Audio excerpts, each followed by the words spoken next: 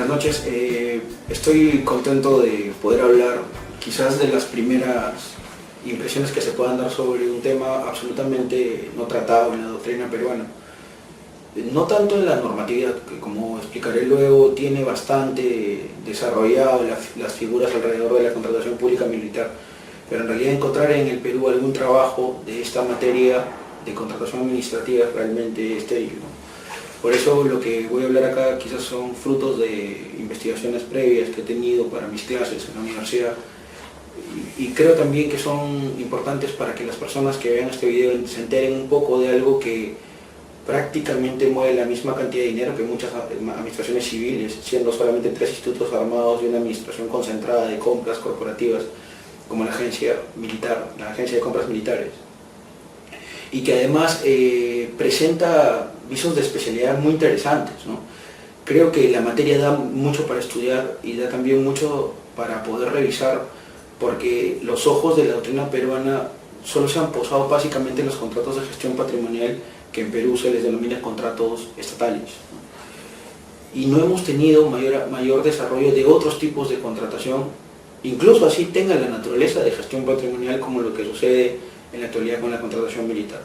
Entonces, dada la importancia económica, dada la importancia estratégica que tienen esta contratación, dada la importancia histórica, que yo luego explicaré de qué se trata, y también las cualificaciones diferenciadas que tienen los procedimientos de contratación militar, creo yo, más aún si vivimos en un marco anticorrupción, que es necesario conocer ciertos conceptos.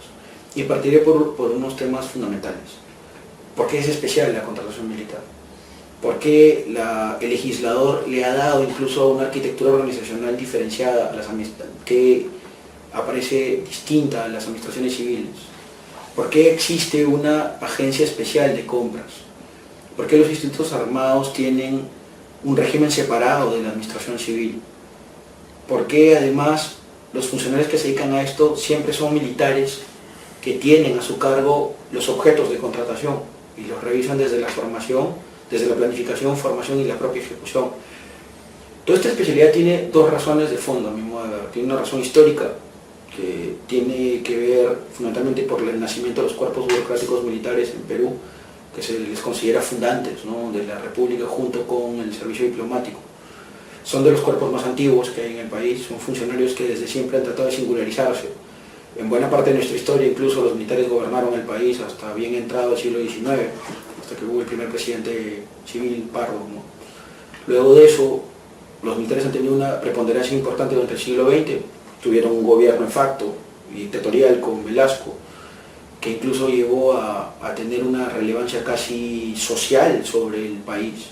Hay una historia importante que el derecho administrativo peruano tendría que contar en algún momento, del 68 al 80, ¿no?, que es cuando surge a la luz la nueva constitución, la antigua constitución del 79, y entra el gobierno democrático de la UNE. Entonces, son periodos de historia en donde los militares han tenido un peso específico y han creado una especialidad, no solamente en su régimen de personal, también en sus regímenes de contratación. Desde los años 60, que es donde se tienen los restos normativos más importantes, siempre los institutos armados han tratado de crear y separarse del régimen de administración civil de contratos.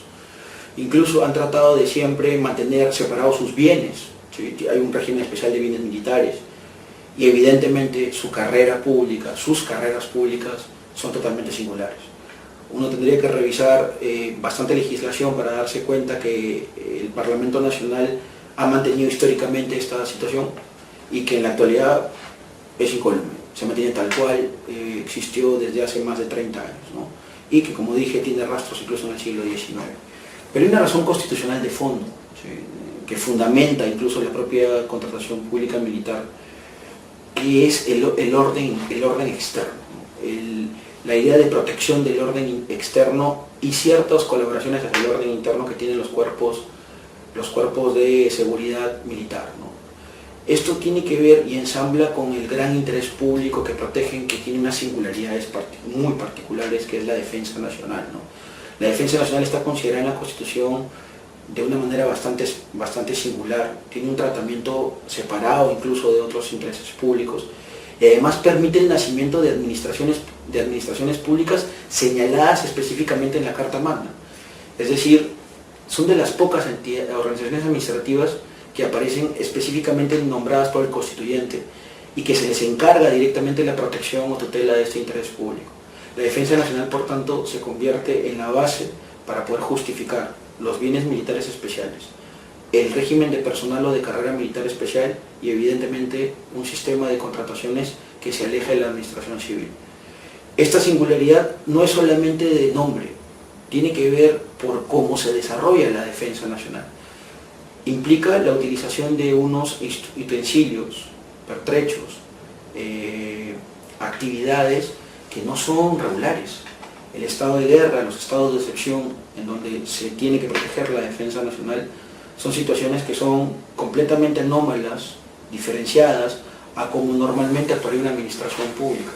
Lo que para la administración civil es lo excepcional, para los militares, en términos reales de guerra o excepción, es lo regular, y están preparados para actuar en esas situaciones. Entonces, eso hace que la defensa nacional tenga unas cualificaciones constitucionales diferentes y evidentemente unas actividades, potestades y cuerpos burocráticos que tienen que actuar bajo ese esquema de protección y tutela de ese interés público tan singular, ¿no? Dicho esto, el fundamento ya está claro, ¿no? Si la defensa nacional es la justificación de la contratación pública militar, la contratación pública militar tiene sus institutos propios. Al menos, a mi modo de ver, aparecen dos. Uno de ellos de origen comunitario, que extrañamente en Perú pasa desapercibido para la doctrina peruana en general, por razones, creo yo, de desconocimiento y de lectura de estas normas especiales. Y un segundo elemento que es bien interesante de estudiar para poder ir entendiendo cómo algunos contratos de suministro, por ejemplo, a veces pueden tener contratación complementaria para poder generar transferencia tecnológica, ¿no?, que es tan necesaria en los tiempos actuales, en la época del conocimiento. A veces saber hacer desde el conocimiento es lo más relevante en los contratos y lo más relevante en general en la humanidad, ¿no? El primer tema, que tiene que ver con el diálogo competitivo, está dado por los objetos tan singulares de la contratación militar. A veces los militares no tienen claro qué suministro o servicio se necesita para determinada actuación.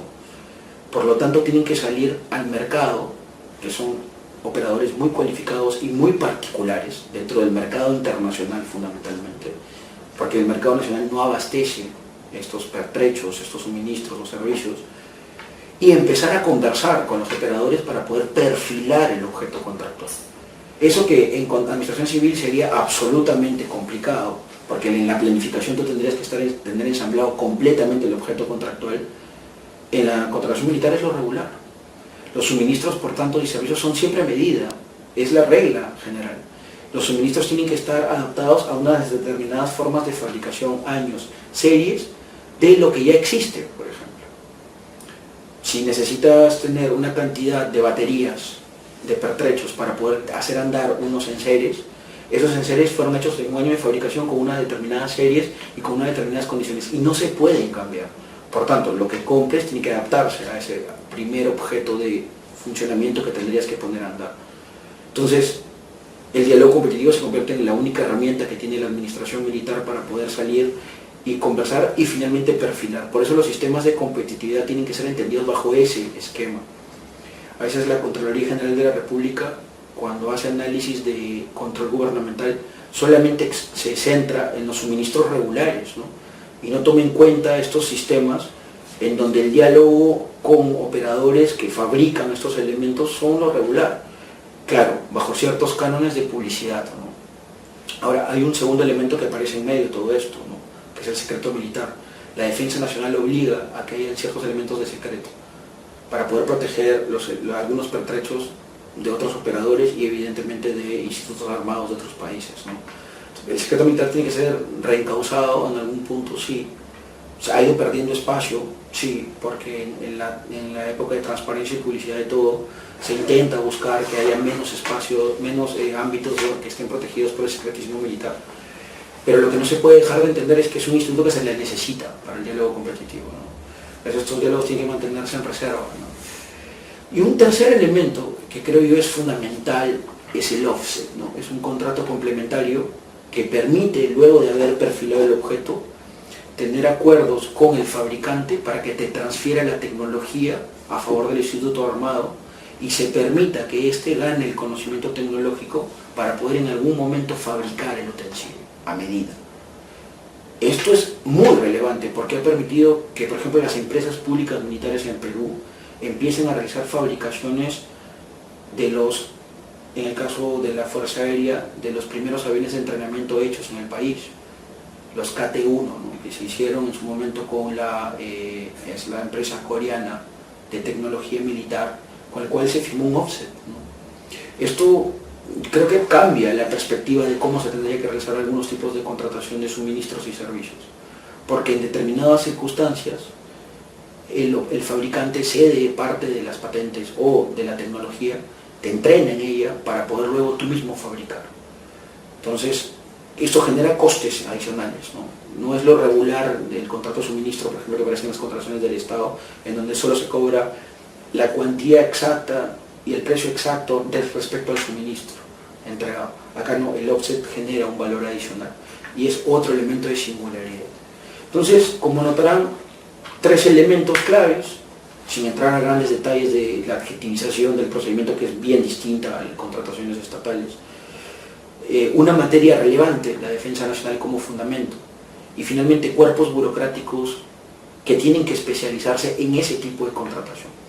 A esto hay una adición que se hizo en el año 2008, con las reformas que se produjeron en el gobierno de García Pérez respecto al Tratado de Libre Comercio, un paquete entero de reformas normativas, entre ellos unos decretos que tenían que ver con la Agencia de Compras Militar. La Agencia de Compras Militar se convirtió quizás en el gran central de compras de los institutos armados. Ha funcionado de cierta manera bien, ha tenido muy pocos visos de actuaciones antijurídicas, o al menos no se conocen públicamente, y por lo general parece ser que los militares terminan haciendo ciertas cosas de mejor manera que los civiles, ¿no?, en estos temas. Eso no quita que hay que controlar, ¿no? Habrá que buscar las maneras exactas, y la Contraloría iba a tener que inventar un sistema de singularidades para la contratación militar que creo no lo tiene en actualidad, porque utiliza el modelo de la contratación estatal para realizar este régimen tan particular, ¿no? Entonces hay bastante por estudiar, hay bastante por revisar, y creo yo que no solamente debemos concentrarnos en lo que más aparece en redes o en la televisión, como la contratación estatal o las concesiones, ¿no? Hay muchos más ámbitos de contratación administrativa que necesitan ser vistos por la doctrina y los estudiantes de Derecho. Muchas gracias.